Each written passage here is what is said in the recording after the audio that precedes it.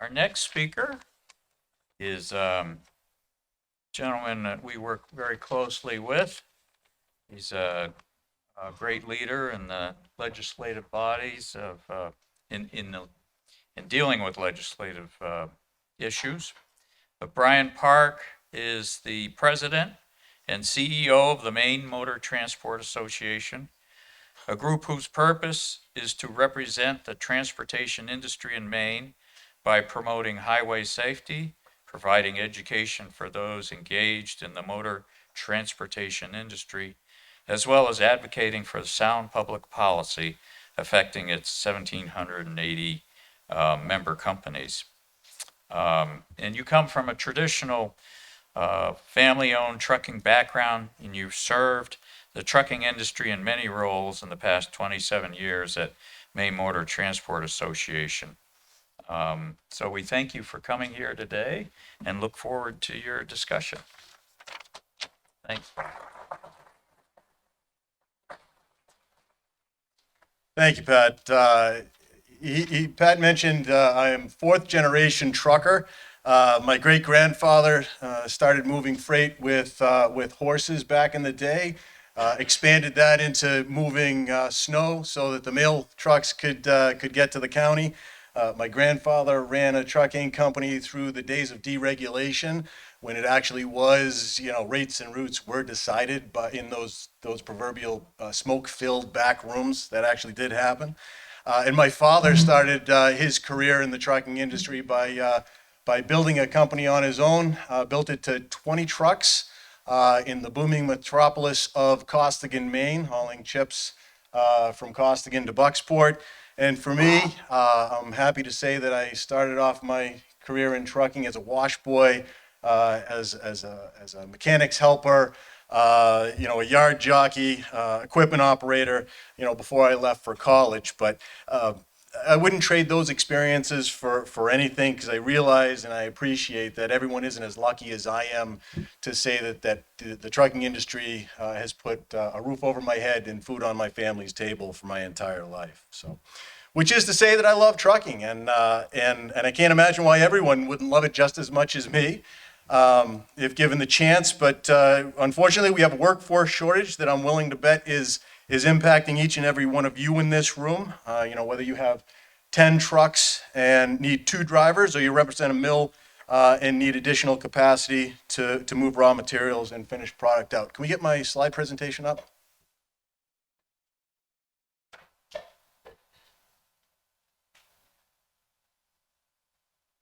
Brian Parke, there we go. Sorry. Okay. So show of hands, anybody in this room not experiencing a workforce shortage? Nobody? Because if your hand goes up, you're going to be a very popular person at lunchtime.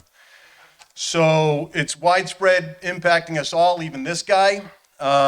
If you came here today to thinking that I was going to share some golden nugget of information that was going to fix your workforce shortage, I ask that you lower your expectations significantly.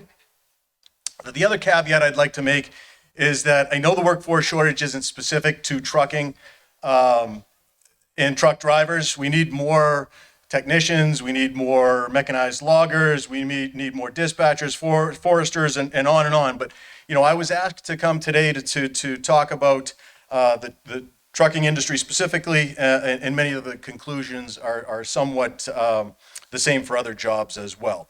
So this problem has been decades in the making, compounded now by the competition we all face with other blue-collar industries and their workforce challenges. So it's not unique to us. I heard in an interview the other day that it was called the war for talent, which is somewhat apropos. I found it hard to organize all this into a presentation because we all feel it, but quantifying it is another story. So let's talk about data and statistics first. And the 2 main measurements of workforce that are used are the unemployment rate and the workforce participation rate. So this is the unemployment rate slide. This graph comes from the Maine Department of Labor. Shows that we're what we used to consider a decent unemployment rate of 4.6% back in January of 2008. increasing when the last recession started to be felt, and then slowly declining before COVID threw us into uncharted territories with a spike to 9.1%. So fast forward to today, we're at 2.8% as of the end of July, which is a good sign that most people who want a job are able to find one. And those 2.8% of people looking for work are probably holding out for something that suits their needs versus being able to find a job. This shows the percentage of the civilian population age 16 and older that is able to work. It measures the amount of labor resources available for the production of goods and services. The rates it does not count retirees, students, those that are incarcerated, people in nursing homes, or members of the military. So when you think of it, a high workforce participation rate is good. 100% means everybody that's able to work has a job. But don't forget that the denominator in this calculation continues to shrink because baby boomers are retiring, and Maine has the highest median age in the nation, which means that Maine gets hit harder than most due to retirements. So the downward trend that you see is really the problem. People who are able to work and aren't retired are taking themselves out of the workforce, which can be for a number of different reasons. Some of them are working under the table or on a side hustle. Some are on some type of an assistance program, which, according to Bangor Daily last week, we're told by the Maine Department of Labor is not pervasive because 80% of people aged 25 to 54 are working, and applications for work permits from those younger than 16 years old have increased by 40% compared to 2019. Just as likely, they are working in the gig economy, whether it's by choice or because the pandemic gave them a taste of how to make a living doing this type of informal work, which I'll show in a second. I include this slide as a summary of the data where in 2008 we saw low unemployment and high workforce participation. Then in 2020 we saw high unemployment and lower workforce participation, and these things kind of make sense. One goes up when the other goes down. But now you can see where we're in this counterintuitive place where the unemployment rate is down and so is the workforce participation rate. So even before COVID, this notion of informal work was happening, and now it's become even more normal, and I use normal in air quotes, to make a living doing Uber, Instacart, being an Instacart shopper. And this one I'll never understand, but making a living as a social media influencer. It's a thing. We've actually hired one, which I'll get to. So comes full circle. And I'm sure you'd agree with me that if you told yourself 10 years ago that this stuff was going to be pervasive, I would have thought that you were crazy. But all of these things are what we're competing with, and it's made more difficult by forces in our society telling our young people that they only have to do things that make them happy and make them comfortable, not things that will make them secure in their future. Carol, I ask that you turn your eyes away from this one. So before we move on, I wanted to share something I found interesting in my research preparing for today. You can see that Maine's workforce participation rate, the ranking continues to decline compared to other states, but that the District of Columbia, the heart of our nation's governmental activities, has the highest workforce participation rate out of all states and districts. So you can infer what you want from this. I found it interesting.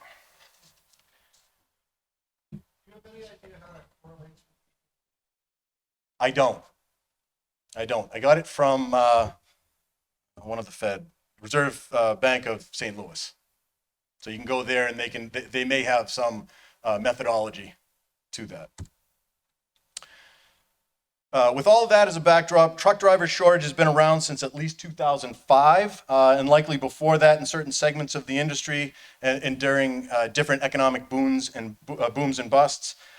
It virtually went away in 2008 when freight volumes plummeted and the recession took hold, but it slowly returned as the economy improved in 2018 and was measured at 51,000 drivers nationally for all segments of the industry. Fast forward to today, and we're looking at a current shortage of 80,000 drivers, and it's increasing every day, mainly due to retirements and freight volumes, and it's expected to double in the next 8 years. So defining the problem is made more difficult because not all truck driving jobs are the same, which means that we're also competing with each other within different types of factions within the trucking industry. So when you go to list all of the driving jobs, you can really go down a rabbit hole. And here's a slide that took me all of 2 minutes to come up with, listing all of the different ways to make a living with a CDL. And there's probably 10 times that amount if you drill down even further. So when we're talking about this universal notion of a truck driver shortage, that could mean anything from an oil truck delivery pedal truck driver to a dump truck driver to logging truckers hauling trees out of the woods, which also makes the solutions a little bit more elusive because you can't focus only on putting square pegs in square holes. Sometimes you're given a triangle and you need to make it fit. The importance of trucking, the trucking industry is universal to the supply chain. As you can see in this slide, trucking moves most of the domestic and foreign freight tonnage, whether that's logs or rolls of paper or potatoes, trucking delivers it. And we employ almost 8 million people with 3.4 million truck drivers. And of those 3.4 million drivers, about 1.4 million are minorities. But just 265,000 are women, which is certainly an area of opportunity for our industry. In Maine, we have over 60,000 CDL holders, Class A and B. But as I was telling Alex in the break, that also includes folks like my father, who keeps his CDL as a source of pride. He doesn't use it, but he's certainly counted in that 60,000. We have 12,810 Maine trucking companies, which in effect means that MMTA's membership of 1,800 were sorely lacking in the membership sales department, apparently. Given the weaknesses of other modes of transportation, almost 99% of manufactured tonnage is transported by trucks in Maine, and 84% of our communities depend exclusively on trucks to move their goods. According to the Maine Department of Labor, the Maine truck driver shortage is estimated to be just shy, just for Maine, of 1,100 drivers. If I'm a betting man, and I'm going to take the over on that one. I think it's much greater than 1,100, but that's what the Maine Department of Labor says it is. Before we get to the causes of the driver shortage, I also want to put in a cautionary slide because there are some that will deny the truck driver shortage exists. These folks attribute the complaint of a shortage on driver pay, both in the amount and the fact that most are paid by the trip, by the mile, by the load. Something other than hourly is what they'll point to. And most of them conflate our contention of a shortage with driver turnover, which can be caused by dissatisfaction resulting in folks leaving the industry, or more likely, it's driver churn, where truckers are recruited to go work for another company, whether it's because of sign-on bonuses, whether it's because of better routes, whether it's because of better equipment. And we do agree that this type of thing does happen, but we're hearing from a lot of our members that they not only need additional professional and qualified drivers to meet current customer demands, but the lack of workforce is really hindering their expansion as well. So I just say that if you run into anybody that says the truck driver shortage doesn't exist, I tell them they're full of horse hockey. Okay, causes. So why is the shortage happening specific to trucking? The biggest cause is retirements, which kind of makes sense. It accounts for almost half of the current and projected shortage for the next 8 years. And typically, to make matters worse, these are typically your best, most seasoned and safest professional drivers, which compounds the problem even further. Next biggest cause is industry growth as the economy improves. Quite frankly, there is and will continue to be more freight to move in this country. Then there's the expectation of just-in-time delivery, especially in the context of e-commerce. I mean, hell, people can barely remember the day as I audibly gasp and clutch my pearls that they had to wait for more than 2 days for a shipment from Amazon. And I mentioned before where we aren't the only industry looking to fill the workforce shortage.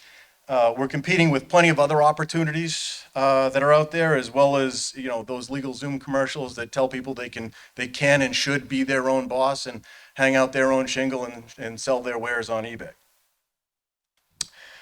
We also have the unique disadvantage of constantly changing regulations and insurance requirements. If any of you have tried to hire a driver age under the 20 years old, you know that it's pretty darn expensive to do that if the insurance even exists.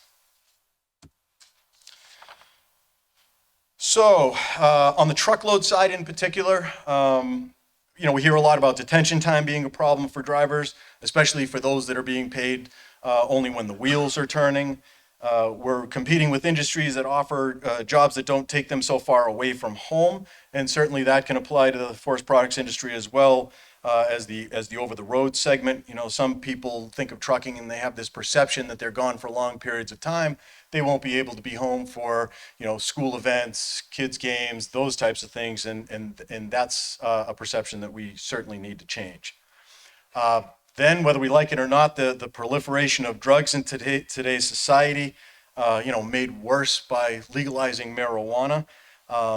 We have our own drug and alcohol consortium for our members to participate in. We can't count the number of times that we get calls from people saying, "Hey, I smoked on the weekend, but I'm impaired while I'm driving." Well, if marijuana is in your system, you're disqualified. That happens quite frequently. So this misperception that because it's legalized that you can do it when you have your CDL is just plain and simply wrong.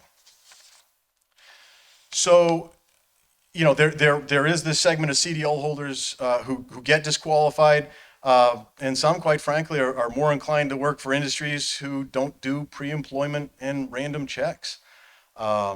And they want to go someplace else because they're just unwilling to change their lifestyle. So we are losing some people to that. Another thing that our industry can't really put lipstick on is the fact that trucking can be hard work, and sometimes it can be messy. We've got congestion, we've got inclement weather, load securement, all things that are part of our jobs that aren't going to change anytime soon. And I truly believe, I'm believing it less as time goes on, but I truly believe that people aren't afraid of a little hard work. But given the choice of money being somewhat equal, and human nature is going to kick in, and they're going to take the path of least resistance. And finally, the new entry-level driver training rules aren't helping, especially for rural places like Maine. We're seeing a lot of smaller carriers doing internal training to comply with ELDT. And they seem to be figuring out the registration process much better than when it was first rolled out. For those that aren't familiar with ELDT, it makes the CDL process more formal and sets prescribed rules for how to do it and who can provide the training. It's proficiency-based, not hours-based, but it's caused a bit of a backlog at Maine BMV for CDL testing. We've been working with them, and we know they're actively working to clear up that backlog as we speak. So I don't want to get into a big thing on entry-level driver training. We do have two subject matter experts at MMTA, Tim Doyle and Randy DeVault, and if anybody has any questions specific to ELDT, certainly feel free to call one of those gentlemen. So I want to bring you back to the beginning of my presentation when I suggested that you lower your expectations about providing solutions to the problem. I just want to make sure we still have that deal, okay?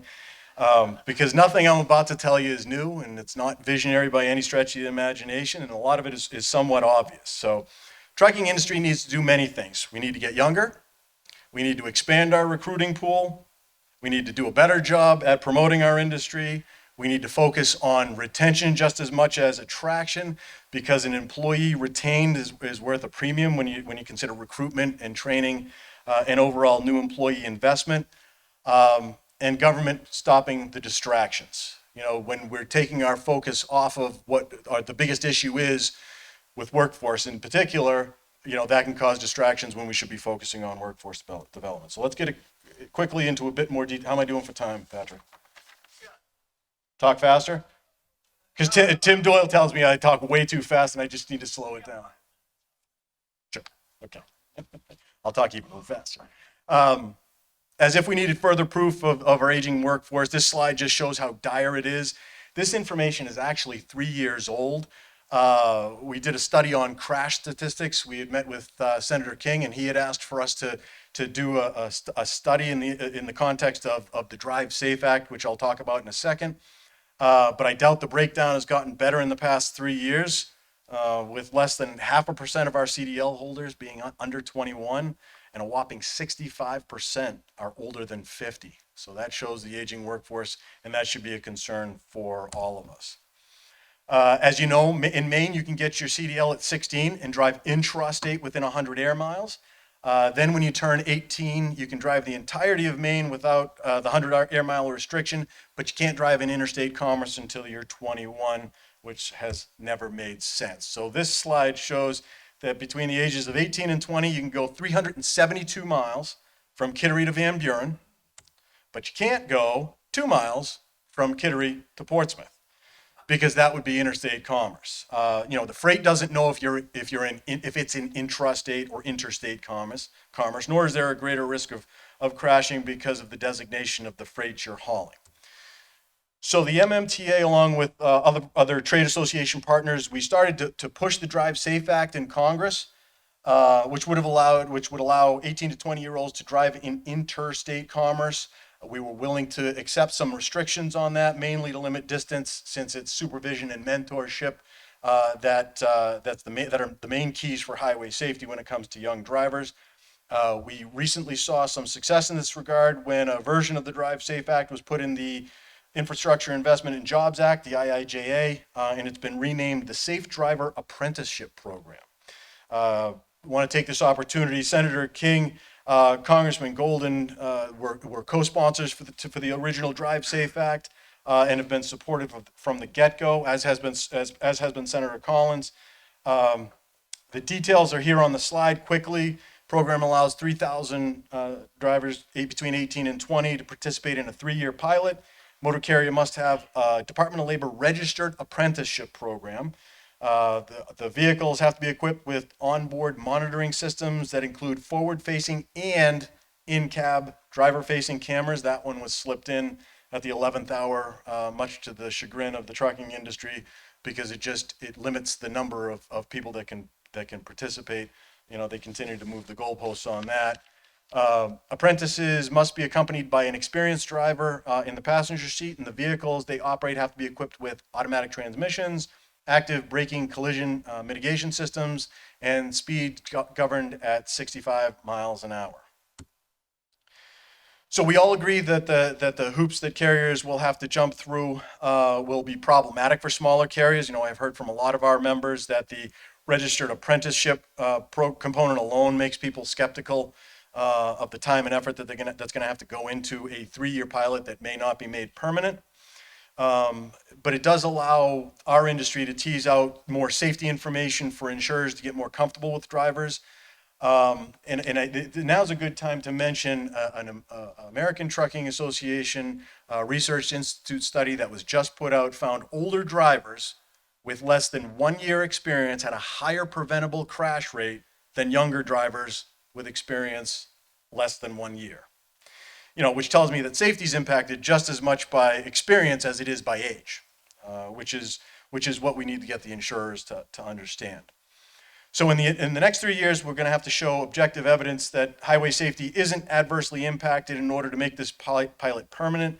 Kind of like we did with Senator Collins and the interstate truck weights issue to get 100,000-pound 6-axle trucks on the entire interstate system.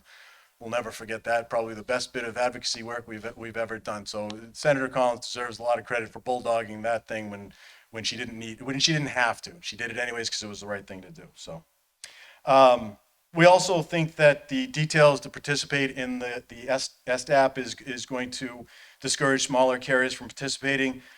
Which means that likely it's going to be larger national truckload carriers that are going to be the one to fill the slots. Especially because of the formal apprenticeship component and the equipment requirements. So real quick, and in order to conserve time. There's a lot of things that your industry deals with that is distractions. There's a lot of things that the trucking industry deals with that's distractions. I list them here. One positive development is that the state of Maine, through Governor Mills' office, has recently acknowledged that electrification of heavy trucks is not going to work in the near term, and it's not an immediate solution, which allows us to focus on solutions that might work, which maybe not tomorrow, not next year, but in the future as technology and availability of equipment improves. And we've worked closely with the forest products industry on that. It's not that we're anti-climate and we don't want electrification. It's that electrification is not ready for prime time. And with your applications, with our applications, it's not a solution. It may work for the lower class vehicles, the box trucks, the delivery trucks, and those types of things. Vehicles that go back to a central location on a regular basis. It may be ready for prime time, but it's certainly not ready for woods use or over the road use, at least not at this time.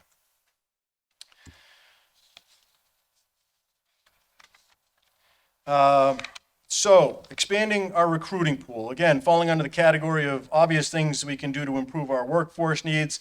We can do a better job of portraying our jobs as meaningful, fulfilling, and worthwhile careers.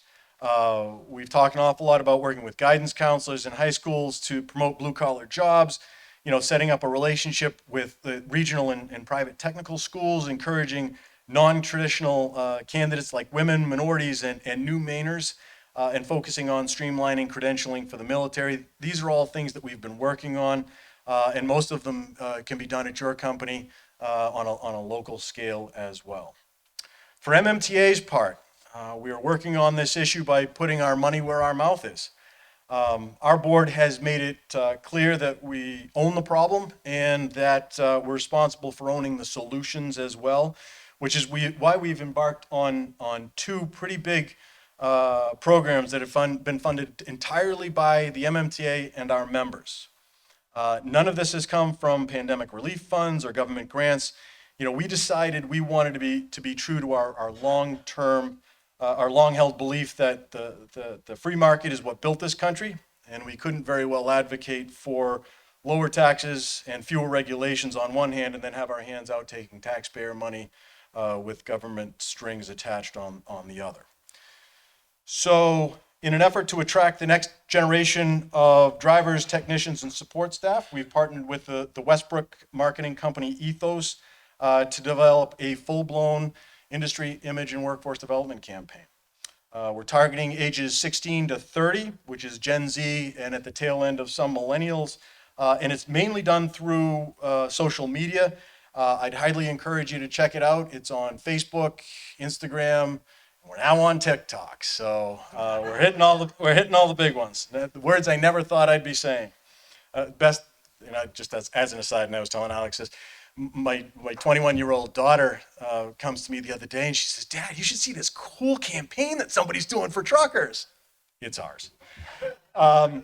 So you can access all of the promotional materials. We've got resources there for folks that might be inclined to consider trucking as a career. We've got an Ask an Industry Insider form that people can fill out, and that's actually, we didn't think that was going to be used very much. It's been used a lot. People just they don't know where to go to get training. They fill out a form. And we've got Randy DeVault in our office as our training coordinator. He's got 4 decades of CDL experience under his belt, and he's pretty well connected. And this is just a slide of a collage of some of the images that the campaign is putting out there. And just to be clear, we're spending an awful lot of money on this. We don't think that this is the only solution. This is one solution, one arrow in the quiver, and we figure that we've got to start someplace if we're going to hope of addressing our employee shortage issues. So the other thing that we're doing, big ticket thing that we're doing, is we've come up with an education loan program where anyone who's looking to get their CDL can get an interest-free loan as long as they meet basic criteria.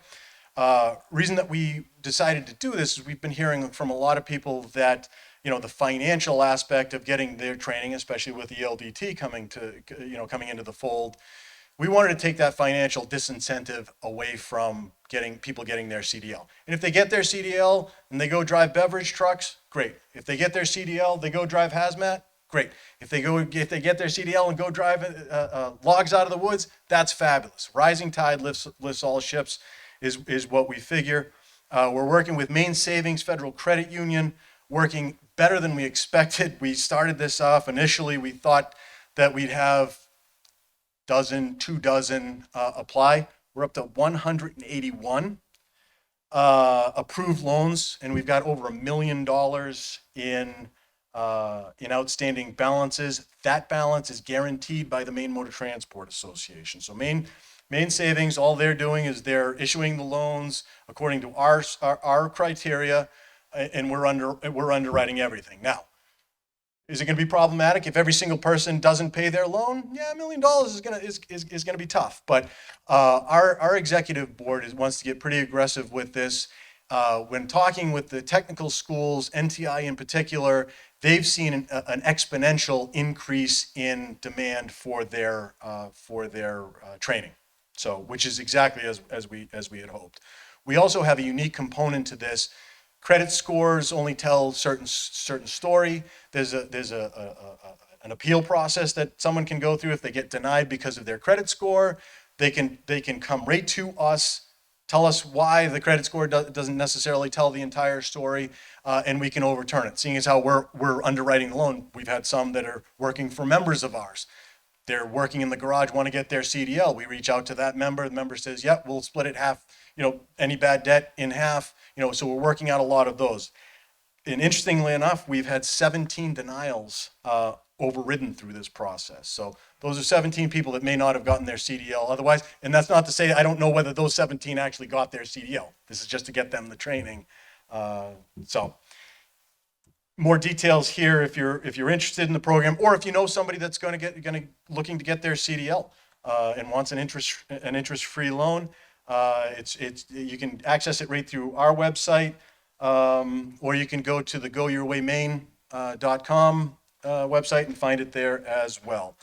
And shameless plug, if you're interested in giving feedback to the American Transportation Research Institute on issues that are important to the trucking community, feel free to do that. It should take you no more than 5 minutes, and it's just a way for ATRI to know what to focus their research on in the future. So if you're on social media, which I'm not, but my understanding is there's a lot of memes about how things started and comparing it to how things are going now. So I included that one because it really says it all.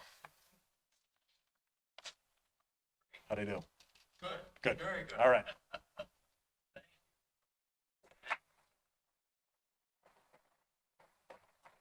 Take questions or no? Take questions or no? Yeah.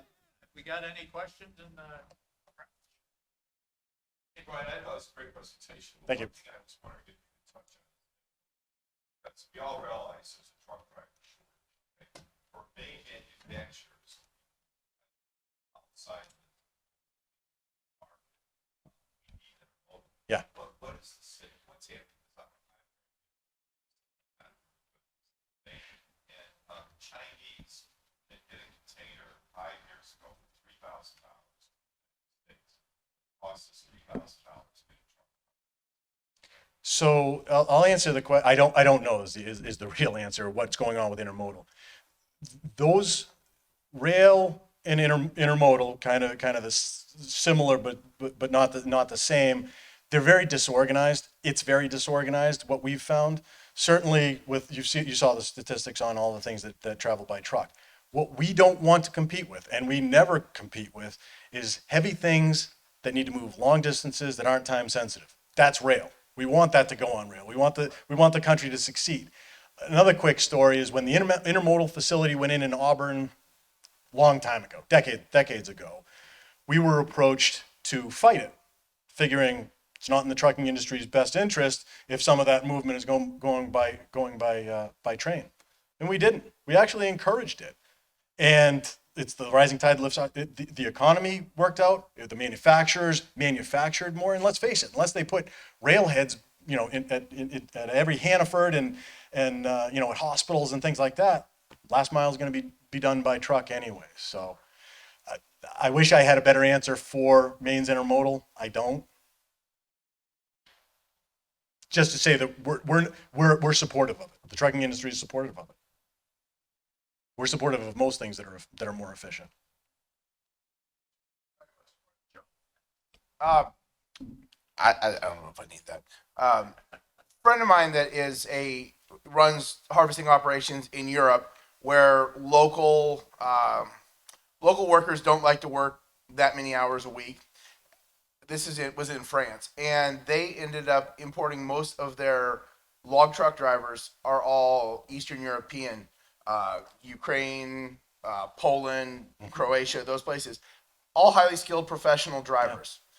At this time, it's a challenge to bring in immigrant drivers to the country. Do you see that as part of the solution going forward? We actually, yes, great point. We actually worked with a gentleman from Burundi, which is an African country, and his take was that he'd set up a way to train them in their home country, bring them here so that they had the theory test. All they needed to do is take the skills test, get their CDL, and start working. The problem was work visas. That was where we were ready to help with that whole. It's the same thing with the Eastern Europeans. It's the work visa problem is what we ran into in that regard. Is that something that can be addressed through lobbying efforts, through our congressional delegation? I think the person to your left might be somebody you want to talk to. And I know Senator Collins and all of Maine's delegation, they understand the workforce problem that we have, and that new Mainers is part of the solution. Yeah. I hope I'm not speaking out of turn for the senator. Okay. Great. One more, yeah. Thank you. As long as they pay their loan, no. And we highly encourage. We call your CDL is really your meal ticket. So if everything goes to hell and you don't have a job, you can always get a job in the trucking industry as long as you have your CDL, get your medical card, keep your nose clean, don't do drugs. You'll have a job anywhere in the country. And we do have one. Our first bad debt did come up, and the program's 14 months old. So we understand that there's going to be bad debt. We get it. Not everybody is gonna. We build it in. We build it into the model.